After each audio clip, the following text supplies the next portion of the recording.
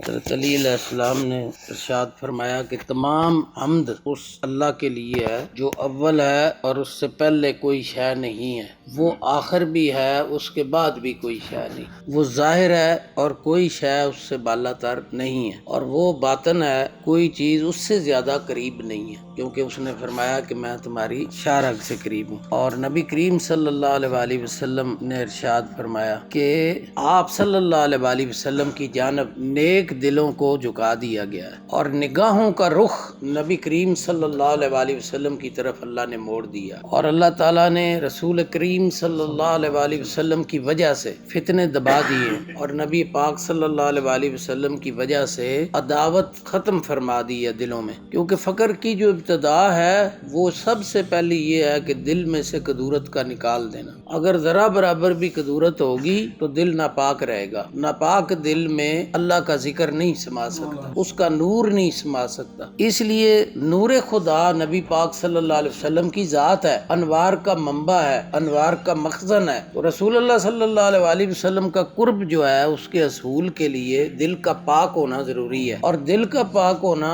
کدورت سے دل کو خالی کرنا ہے، زبان کا پاک ہونا غیبت سے خالی کرنا ہے، نگاہ کا پاک ہونا فحاشات سے نگاہ کو بچانا ہے، اور اسی طرح کانوں کی سماعت کا پاک ہونا غیبت کے سننے سے بچنا ہے، جھوٹ کے سننے سے بچنا ہے۔ جھوٹ اور غیبت دو چیزیں زبان کو ناپاک کر دیتی ہیں، اور جب زبان ہی ناپاک ہو گئی تو ذکر کس کا کس نے کیا؟ کوئی ذکر نہ رہ گیا، اور جب ذکر نہ رہا تو دل خالی ہوا، اور دل خالی ہوا تو پھر وہ بے ذکر دل ہوا، مردہ دل ہوا، کیونکہ ذکر خدا دلوں میں رہے تو دل اطمینان پاتے ہیں، نہ ہو تو بے سکون اور پریشان رہتے ہیں۔ الا بذکر اللہ تطمئن القلوب۔ اور اللہ تعالیٰ نے نبی پاک صلی اللہ علیہ وآلہ وسلم کی طفیل آپ کی وجہ سے بھائیوں کے اندر الفت پیدا فرمائی، اور نبی پاک صلی اللہ علیہ وآلہ وسلم کی وجہ سے انہیں اسلام کا دین عطا کیا، جس نے پستی اور ذلت سے نکال کر انہیں عزت بخشی، کیونکہ العزت للہ ورسولہ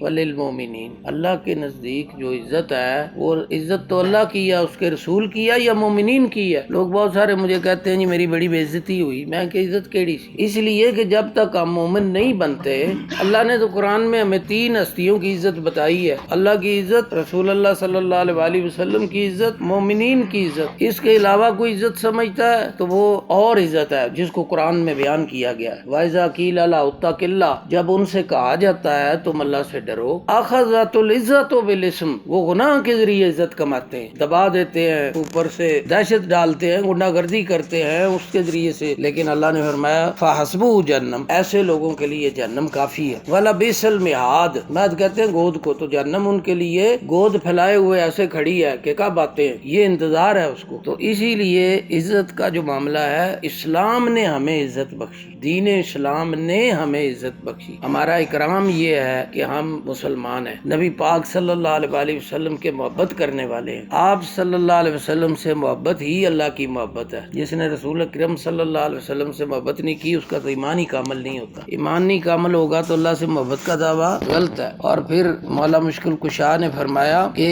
عزت اور بلندی کفر کی جو ہے، کفر کے ذریعے سے جو وہ میں نے پہلے بتایا کہ عزت حاصل کی، کہ گناہ کے ذریعے جو عزت ہے اس کو اللہ تعالیٰ نے مومن کی نظر میں ذلیل کر دیا۔ مومن جو ہے وہ کہتے ہیں کہ تخت سکندری پہ وہ تھوکتے نہیں، بستر لگا ہو آقا جن کا تیری گلی میں، وہ عزتیں جن کو لوگ عزتیں سمجھتے ہیں ان کو پاؤں کی ٹھوکر پہ لکھ دیتے ہیں۔ یہ شان ہوتی ہے مومن کی اور مسلمان کی۔ یہ نبی اکرم صلی اللہ علیہ وسلم کے وہ احسانات ہیں جو ہم پر انہوں نے کیے ہیں، اسی لیے اللہ نے فرمایا لقد من اللہ علی المؤمنین اذ بعث فیہم، اللہ نے تم پر عظیم احسان کیا کہ تمہیں تمہارے اندر سے ایک رسول مبعوث فرمایا۔ تو اگر اللہ نے ظالم کو مہلت دے دی ہے تو گرفت سے نہیں نکالا۔ حضرت علی علیہ السلام فرماتے ہیں کہ اگر اللہ نے ظالم کو مہلت دی ہے تو گرفت سے نہیں نکالا، اس کی گرفت میں ہر وقت وہ ہے، واللہ من ورائہم محیط، اللہ نے فرمایا کہ کافروں کی عقلوں کو اللہ تعالیٰ نے گھیرے میں لے رکھا ہے، وہ سمجھتے ہیں ہم بڑے سمجھدار ہیں تو اللہ تعالیٰ نے انہیں گھیر رکھا ہے، کوئی ان کے لیے بچنے کی جگہ نہیں، لیکن پھر بھی ان کو مہلت ملی ہوئی ہے اور کچھ نہیں ہے، یہ میعاد ہے ان کے لیے۔ فرمایا کہ وہ اللہ تعالیٰ جس کے قبضے میں میری جان ہے، وہ یہ جو قوم ہماری قوم ہے، یعنی عرب جو ہیں، مسلمان جو ہیں، وہ اہل شام اس وقت ابھی ہمارے شام کے جو لوگ تھے وہ حضرت علی کے غلبے میں نہیں تھے، تو آپ نے فرمایا کہ اے قوم تم پر ہم غالب آ کے رہیں گے، اس لیے نہیں کہ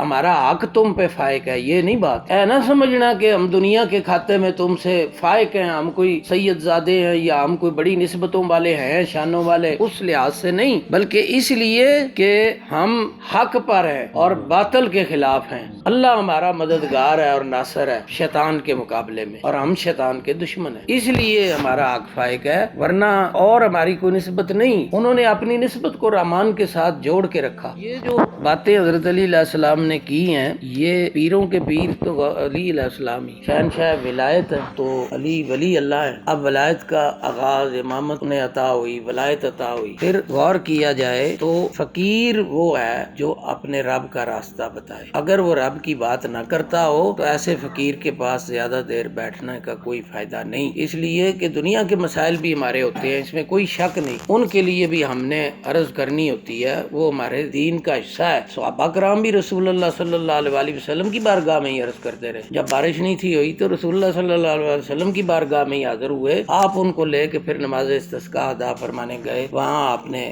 اپنے دست مبارک کو بلند کر کے دعا مانگی تھی۔ تو دعا مانگنا بھی سنت ہے، دعا کرانا بھی سنت ہے۔ سارے صحابہ رسول اللہ صلی اللہ علیہ وسلم کے پاس دعا کرانے گئے، پھر جب ہم عمر رضی اللہ تعالیٰ عنہ کے زمانے میں قید پڑا تو حضرت عمر کی بارگاہ میں حاضر ہوئے، تو حضرت عمر نے جب دعا مانگی تو کہا کہ اللہ جب تیرے رسول ظاہر میں ہمارے درمیان موجود تھے اس وقت ہم ان کو تیرے پاس لے آئے تھے، آج ہم ان کا وسیلہ لے کے تیرے پاس آئے ہیں۔ اور حضور صلی اللہ علیہ وسلم کے چچا حضرت عباس پاس تھے، ان کا بازو پکڑا، فرمایا کہ آج ہمارے درمیان ان کے چچا عباس موجود ہے، ہم اس کا ہاتھ آگے تیری بارگاہ میں کرتے ہیں۔ یہ سفارشیں تو کرنا غلط نہیں ہے، لوگ بڑے سے اس پہ اعتراض کرتے ہیں کہ سفارش نہ کرے کوئی، یہ نہ کرے، اللہ پاک بے نیاز ہے سے نہ۔ حضرت عمر نے کیوں حضرت عباس کا بازو آگے کیا اللہ کی بارگاہ میں کہ یہ میں پیش کرتا ہوں؟ حضرت عمر کا کم درجہ تھا کوئی؟ لو کان بعد نبی لکان عمر، نبی پاک صلی اللہ علیہ وسلم نے فرمایا میرے بعد کوئی نبی ہوتا تو عمر ہوتا۔ ان اللہ ینطق علی لسان عمر، فرمایا کہ عمر کی زبان سے اللہ بولتا ہے، کلام کرتا ہے، اتنی شانوں والا عمر، تو وہ حضرت عباس کا بازو پکڑ کے کیا ہے رسول اللہ صلی اللہ علیہ وسلم کی نسبت ہے،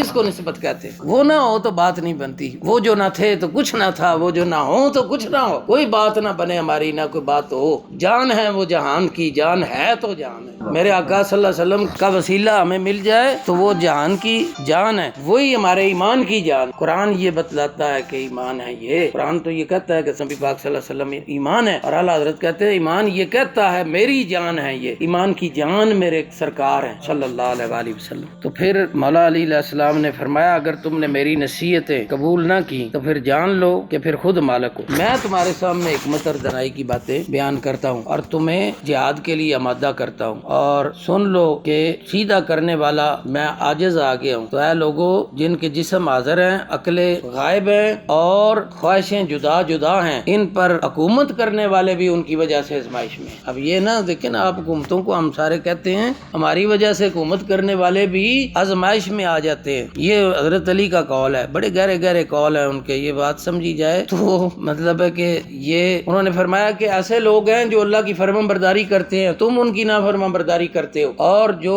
اللہ کی نافرمانی کرتے ہیں تم ان کی فرمان برداری کرتے ہو، اس لیے کہ تمہارا تعلق پیسوں سے ہے۔ ہم دیکھیں تو ایسے لگتا ہے آج کی باتیں ہو رہی، شیطان ہمیشہ سے وہی رہا، رحمان بھی ہمیشہ سے وہی رہا، دونوں کے طریقے ایک ہیں۔ قرآن پاک اسی لیے آیا ہے کہ قیامت تک ہے کہ طریقہ تبدیل نہیں ہونا، سنت اللہ التی من قبل ولن تجد لسنت اللہ تبدیلا۔ سورہ فتح میں اللہ نے فرمایا کہ اللہ کی سنت ہمیشہ سے ایک رہی ہے، یہی رہی ہے اللہ کی سنت ہمیشہ سے، یہ ہجرت کی طرف اشارہ ہے بنیادی طور تو اللہ نے فرمایا اللہ اپنی سنتیں تبدیل نہیں کرتا، ولن تجد لسنت اللہ تبدیلا، اللہ کا طریقہ نہیں بدلا جاتا، دنیا میں یہ سب کچھ اسی طرح ہوتا آیا، اسی طرح ہی ہوتا رہے گا۔ ہم نے اپنا حصہ کیا ڈالنا ہے، ہم نے اپنے رب کو راضی کر لینا، جڑے 4 دیہڑے سن لبے نے وہ اسی اپنے مالک نو راضی کرن تے لا دینا، وہ راضی ہوگا تو بات بن جائے گی۔ میری بات بن گئی ہے تیری بات کرتے کرتے، تیرے شہر میں میں آؤں تو تیری نعت پڑھتے پڑھتے۔